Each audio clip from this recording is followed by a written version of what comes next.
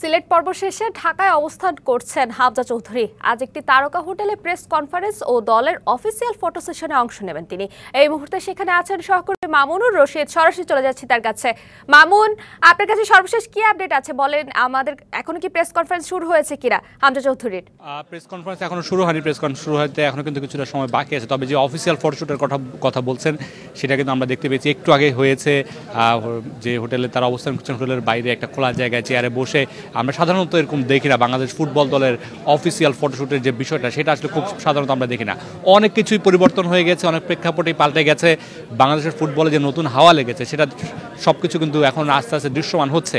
এরকম এই যে ফটোশ্যুট হলো অফিসিয়াল, এটাও কিন্তু নতুন বাংলাদেশের ফুটবলের জন্য একটা ম্যাচ খেলতে যাওয়ার আগে একটা দলকে নিয়ে, সেটা কিন্তু আসলে হামজাকে ঘিরেই সব কিছু হচ্ছে। এবং আমরা অফিসিয়াল ফটোশ্যুটে হামজাকে বেশ ভালোভাবে দেখেছি কাছ থেকে যে তিনি কতটা প্রাণবন্ত দলের সাথে, সবার সাথে কীভাবে মিশছেন, সবাই যখন তার সাথে আসছেন কথা বলতে, ফুটবলাররা তার সাথে কথা বলছেন, এবং তার সাথে যে দলের মধ্যে ইতিমধ্যেই যে একটা বন্ডিং তৈরি হয়ে গেছে বা পরিচিতি পর্বটা হয়ে গেছে, সেটা কিন্তু আমরা আজকে দেখতে পেয়েছি এই ফটো সেশনে।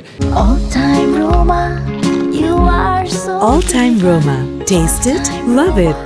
এবং একটা জিনিস সেটা হচ্ছে বাংলাদেশের যে গরমটা পড়ছে, দুপুরের গরম, সেইখানটাতে ফটো সেশন হয়েছে। যতটুকু আমরা দেখতে পেয়েছি যে হামজার কিছুটা গরম হয়তো বা লাগছিল, গরমের জায়গাটাতে হামজাকে নিয়ে একটু হয়তো বা কনসার্ন থাকতে হবে।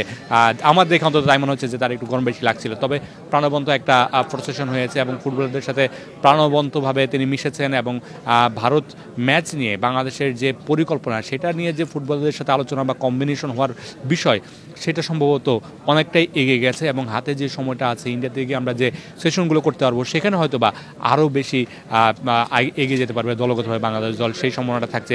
একটু পরে আমার পিছনে এইখানটাতে হামজা চৌধুরী আসবেন এবং সেখানে তিনি অফিসিয়াল প্রেস কনফারেন্সে কথা বলবেন বাংলাদেশ ছাড়ার আগে ভারত ম্যাচ নিয়ে।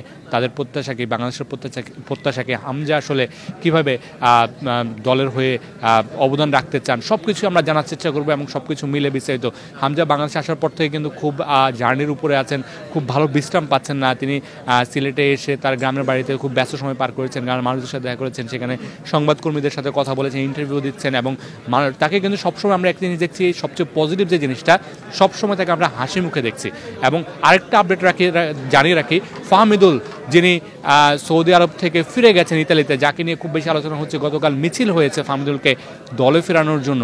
সেই ফাহমিদুলকে নিয়ে কিন্তু একটা আলোচনা চলছে, একটা বৈঠক চলছে বাফুফের সভাপতি এবং যুব ক্রীড়া উপদেষ্টার মাধ্যমে। সেটারও হয়তো বা কী ফলাফল আসে আমরা সেটা জানাতে পারবো আপনাকে। প্রিয়া, মামুন, আপনাকে অনেক ধন্যবাদ।